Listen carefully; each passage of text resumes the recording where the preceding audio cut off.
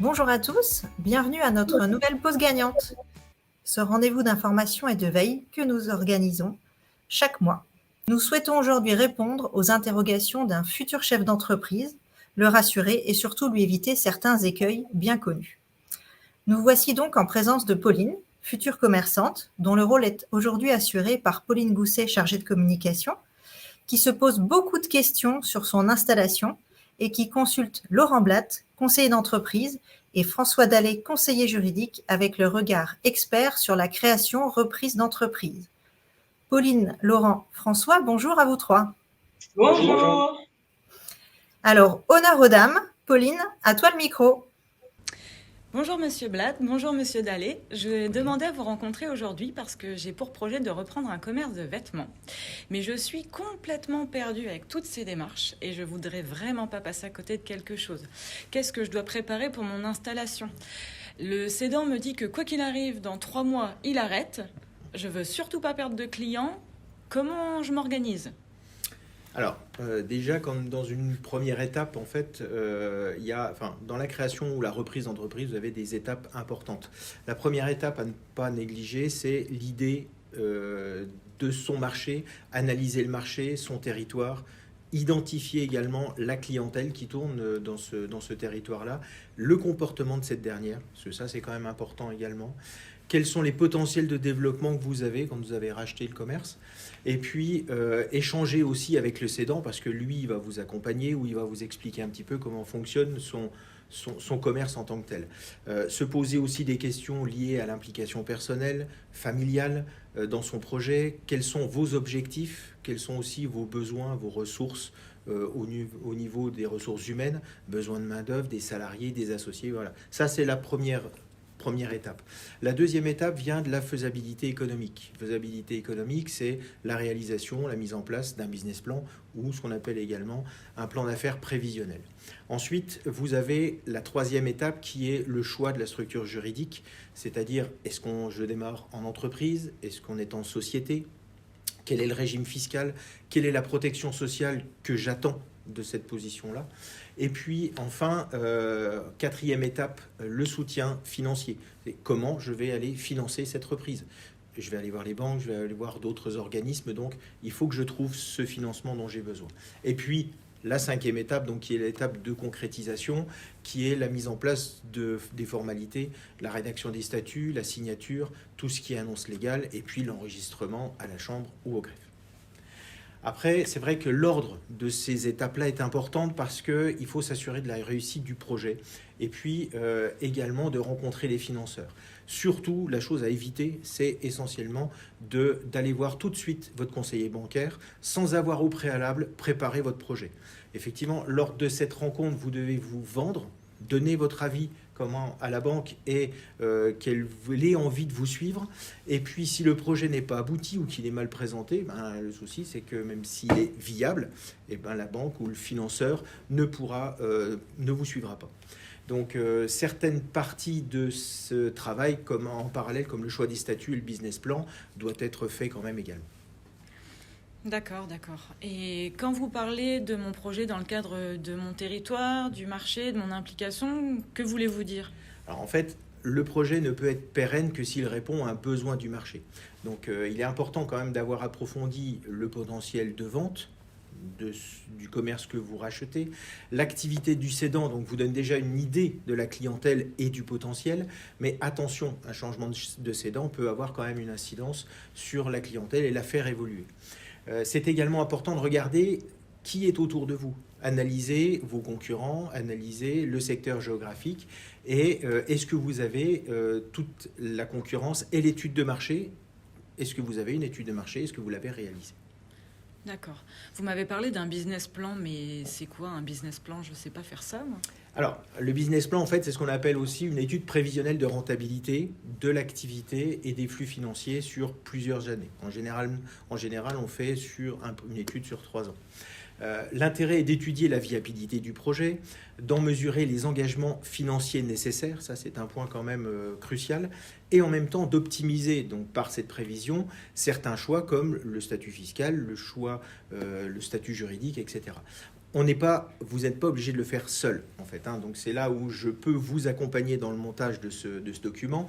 Et cet accompagnement d'études prévisionnelles a un coût, certes, mais elle est offerte si vous adhérez au service comptable d'ADO. D'accord. Et c'est quoi un statut juridique? Est-ce qu'il y en a un meilleur qu'un autre? Alors, le statut juridique, c'est en quelque sorte l'ossature de votre projet. C'est ce qui va poser le cadre des règles de votre activité, le cadre des règles du projet et de sa concrétisation finale. Qu'est-ce que j'ai le droit de faire? Comment? Qu'est-ce que ça m'apporte? Quels sont les avantages, les inconvénients? Partant de là, on ne peut pas réellement dire qu'il y en a de meilleurs. Il y en a des plus ou moins adaptés en fonction de vous, de votre projet, de votre situation personnelle, familiale, de vos attentes, de vos besoins. Le choix s'opère donc en fonction de cet ensemble de critères-là. C'est à vous et à nous, ensemble, de pouvoir analyser ces différents secteurs, ces différents critères et de trouver le statut juridique qui conviendra le mieux au projet et qui vous conviendra le mieux à vous. Pour en arriver à cette analyse-là, on dégrossit généralement le terrain en se focalisant sur des aspects principaux de la structure qui devra porter l'activité, votre commerce, la reprise de ce commerce-là. Donc, dans notre exemple, si on regarde un petit peu ce schéma, on en a retenu 3. Celui de l'entreprise individuelle, qu'on entend souvent aussi en tant que commerçant ou d'artisan en nom propre. C'est une personne qui exerce sous son propre nom, qui n'a pas d'autre structure dissociée de lui. Et 2 autres statuts qui, eux, appartiennent à la famille des sociétés, où là, on a une création d'une nouvelle personne, qu'on appelle une personne morale, qui est dissociée de vous-même et qui va héberger le projet et l'activité que vous allez dérouler. Donc dans chacun de ces statuts, et notamment pour les 3 qu'on a retenus, vous voyez différents critères. Le fait qu'on puisse être seul ou à plusieurs, voire les 2 dans certains. Le fait d'un besoin d'un apport financier initial, c'est ce qu'on va retrouver dans le capital social. La différence en termes de responsabilité qui va peser sur vous et de rôle de mandat social. Donc ça, c'est vous qui serez dirigeant, gérant, entrepreneur individuel en fonction du statut choisi. Et on va retrouver aussi d'autres critères, d'autres régimes juridiques qui appartiennent au statut, notamment les régimes fiscaux, les régimes sociaux qui sont bien connus et sur lesquels on va s'attarder pour savoir lequel est adapté à votre situation, à l'activité de prêt-à-porter et à vos besoins, notamment. Là, on a par exemple déjà 2 régimes fiscaux qui apparaissent, l'impôt sur les sociétés ou l'impôt sur le revenu. On va se poser la question ensemble et analyser quels sont les avantages de chacun, les inconvénients et ce qui vous correspond le mieux. Et dans le même goût, la même chose pour le régime social, cette fois, donc la couverture sociale que vous attendez pour vous-même ou éventuellement votre conjoint, les salariés ou les personnes qui vont entrer dans l'entreprise avec vous. Et on en retrouve ici 2, celui des travailleurs non salariés et celui des assimilés salariés qui ont des engagements différents, une couverture différente. Et là encore, en fonction de vos besoins, de vos attentes, on s'orientera, on trouvera le régime qui sera le plus à même de vous satisfaire dans l'exercice de votre activité. D'accord. Donc, une fois que j'ai constitué mon business plan et que j'ai choisi mon statut juridique, j'ai plus qu'à tout donner à la banque et c'est bon. Alors, pas tout à fait, pas tout à fait. Donc, une fois effectivement la première phase du business plan réalisée et que nous sommes assurés quand même de la viabilité économique du projet, quand même, c'est un point important. Il est intéressant quand même d'affiner tout le côté financier et de se rapprocher des organismes qui permettent d'obtenir des financements, en limitant également les garanties personnelles. Ainsi, on peut se rapprocher soit des plateformes d'initiative locale, de France Active, de la région pour obtenir des subventions. Voilà un peu des exemples d'organismes vers lesquels on peut vous accompagner pour se rapprocher. Les structures qui permettent ainsi d'obtenir des financements qui sont destinés à faire face aux besoins de trésorerie. En fait, ces besoins de trésorerie-là, le problème, c'est que ce type de financement, ce sont du financement que les banques ont du mal à vous accompagner. En fait, la banque a du mal à vous accompagner là-dessus en termes d'absence de garantie de matériel. Donc par rapport à ça, je prends un exemple, vous avez des clients qui vous payent à 60 jours, vous payez vos fournisseurs à 30 jours, et bien entre guillemets, vous avez un mois de fonctionnement, un mois de charge de fonctionnement qu'il vous faudra absorber et compenser. Donc il y a 2 solutions. La première, c'est de l'apporter personnellement.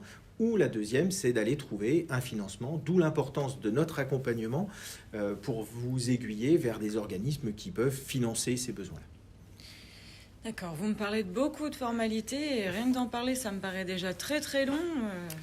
Alors, Je comprends, hein. Après, votre point de vue, mais il y a des étapes quand même indispensables et d'autres qui sont fortement conseillées, qui permettent de faire les choix adaptés à votre situation.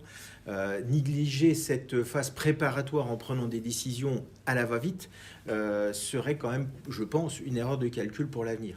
Notre expertise dans cette phase peut vous permettre de vous protéger en cas d'imprévu, en cas de mouvement d'associés et de préparer également l'avenir. D'accord. Vous me rassurez beaucoup.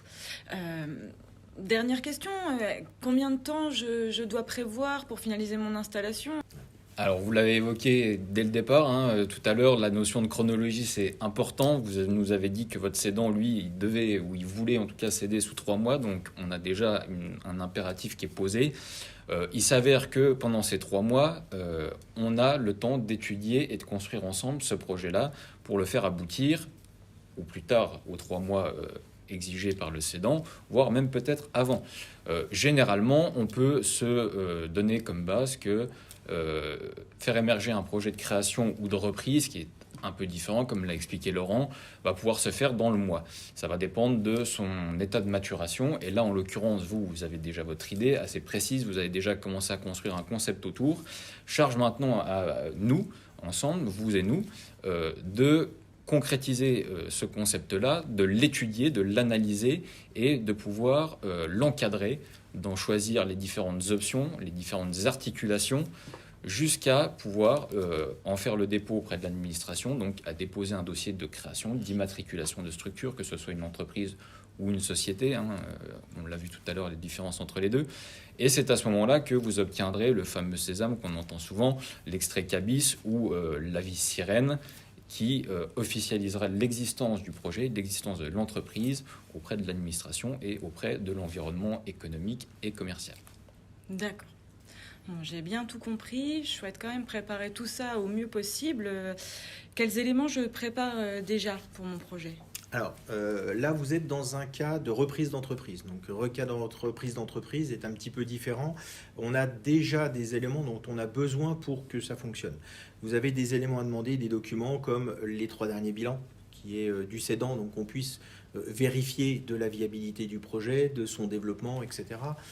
Du bail commercial, hein, on rachète quand même un local qui est implanté. Est-ce que le bail va être obligé d'être d'évoluer ou pas? Les contrats qui sont en cours, la liste des immobilisations que vous rachetez, parce que ça c'est important, hein, on vous fait une liste, il faudra vérifier au moment où vous reprenez, de savoir si tout le matériel qui est prévu dedans, ben, vous l'avez racheté. Et puis, s'il y a du personnel, des contrats de travail, etc. etc. Donc il y a une liste qui est à mettre en place. C'est vrai que si vous étiez dans le cas d'une création pure où il y a moins de documents à demander, hein, les documents, bon, toujours le bail commercial quand même, hein, ou de s'assurer de la location du commerce, le devis d'assurance, définir précisément aussi les montants de vos apports, ça c'est quand même important également, et puis des investissements si on est vraiment en création d'entreprise pour réaliser et démarrer l'activité. D'accord, d'accord. Et toute cette liste-là, vous pouvez me l'envoyer par mail, que j'oublie rien. Et j'ai une autre question aussi. J'ai un emploi du temps très très serré ces derniers temps. Avec du coup, je suis toujours salarié. Je me prépare à la reprise de cette entreprise. Et donc, j'ai pas beaucoup de temps. Est-ce qu'on peut faire notre prochain rendez-vous en visio? Oui, oui, tout à fait. Alors, ce que je vais faire, moi, je vais vous préparer les documents, je vais vous préparer la liste, comme ça, je vous l'enverrai par mail. L'ensemble de ces documents-là, vous me les referez parvenir par mail également. Et puis, une fois que j'aurai tout, que j'aurai préparé le business plan, on pourra se revoir, faire une visio pour recadrer un petit peu tout et faire avancer le projet. Hein, c'est le but aussi des différentes étapes d'accompagnement où on démarre et puis au fur et à mesure, on constitue la création progressive de la structure et la reprise. Ouais. D'accord. Bon, je suis rassurée, je visualise un peu toutes les étapes. Je vais faire mon maximum pour vous envoyer tous les éléments le plus rapidement possible. Je suis pressée, mon cédant aussi, comme vous l'aurez compris. Donc voilà, je vous remercie tous les deux beaucoup. J'ai bien compris. On se revoit bientôt. Merci à vous. Merci de votre confiance. Merci. Et à très bientôt.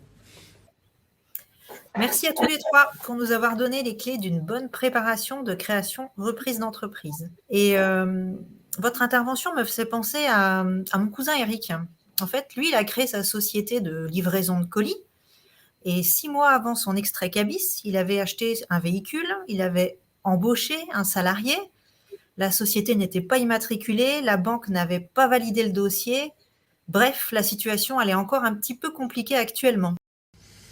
Oui, alors effectivement, hein, dans ce type de questions-là, on rencontre souvent ce type de situation lorsqu'on souhaite acheter un matériel avant la création. Bon, généralement, on s'assure quand même d'un délai qui ne dépasse pas un mois et demi, pour que... alors déjà, il faut que la facture soit au nom de l'entreprise qui sera prochainement créée, ce serait l'idéal, et que ça ne remonte pas trop tard.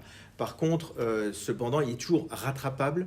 Hein, donc, généralement, c'est prévu dans les projets, dans les statuts, de reprendre les actes qui sont faits par le chef d'entreprise avant l'immatriculation et avant la création de la structure. Donc ça, c'est tout à fait réalisable. Concernant le salarié, alors là, c'est un petit peu plus difficile parce que une société qui n'existe pas, qui doit embaucher, bon, il a dû avoir des problèmes pour réaliser la DPE, et malheureusement, donc voilà, seule une structure qui existe et donc immatriculée peut embaucher un salarié. Donc on ne peut donc pas anticiper cette étape. Cela dit qu'il est possible de déclarer une première embauche au moment du dépôt de dossier d'immatriculation d'entreprise. Bon, on a un acte de décision et d'embauche de la création. Bon, je pense que là-dessus, il faudra qu'on revoie quand même sur ces questions-là. J'ai mon voisin qui veut s'installer et il me disait de toute façon, moi, je vais faire une SAS parce que finalement, mon ami m'a dit que la meilleure formule, c'est la SAS. Vous en pensez quoi ? Alors, même réponse que dans le cadre du projet de Pauline qu'on a évoqué à l'instant, hein, c'est que c'est très subjectif au final, ça va dépendre de tout un tas de critères. Donc, pourquoi pas faire une SAS? C'est une possibilité. Maintenant, est-ce que si cet ami a fait une SAS, il est pertinent pour vous, pour moi, pour Pauline de faire une SAS? Pas forcément, ça va dépendre des critères qui vous sont propres, qui sont propres au projet, de vos attentes, de vos besoins, des avantages et inconvénients de chaque statut. Donc, à moins de l'argumenter et de s'approprier le projet, de l'analyser, de l'étudier, non, on ne peut pas se baser sur un seul avis en disant c'est pas parce qu'on m'a conseillé une SAS que je vais faire une SAS, ça a l'air bien, c'est pas suffisant, il faut aller au-delà, creuser la question. J'ai une nouvelle question. Quelles aides existent pour quelqu'un qui crée ou reprend son entreprise ? Alors là, le problème, il y a les aides, les subventions, enfin voilà, c'est relativement vaste. Alors en fonction de la personne, en fonction de son activité, en fonction aussi de sa situation personnelle. Est-ce que la personne est demandeur d'emploi, non demandeur d'emploi? Enfin voilà, c'est tout ça, c'est tout un ensemble d'aides qui peuvent être mises en place pour accompagner le créateur, donc qui sont des aides financières ou des exonérations qui sont données à l'entreprise ou au chef d'entreprise, donc via l'ACRE, via l'accompagnement et le maintien de l'ARE, donc au niveau du pôle emploi. Et puis vous avez toutes les aides qui peuvent exister en fonction de votre lieu d'implantation, en zone rurale, etc., en fonction de votre implantation géographique. Donc généralement, quand on accompagne une reprise ou même une création, on s'assure et on regarde un petit peu, on fait le tour de toutes les aides que vous pourriez avoir et vous pourriez obtenir, et pour, dans un premier cas, au moins dégrossir le plus de choses possible et de voir quelles sont les aides les plus intéressantes pour vous. Voilà. D'accord. J'ai rencontré quelqu'un qui souhaite combiner deux activités très différentes. Une sur la restauration et l'autre plus rattachée au bien-être. Dans son futur établissement, est-ce qu'il doit créer deux sociétés différentes ? Alors non, pas forcément. Pas de nécessité absolue de créer deux sociétés différentes. Là encore, c'est une possibilité, c'est une option offerte. Charge est d'étudier si c'est plus pertinent d'en créer deux, d'en créer une seule. En tout cas, il est possible de réaliser ces deux activités au sein d'une même structure, d'une même société.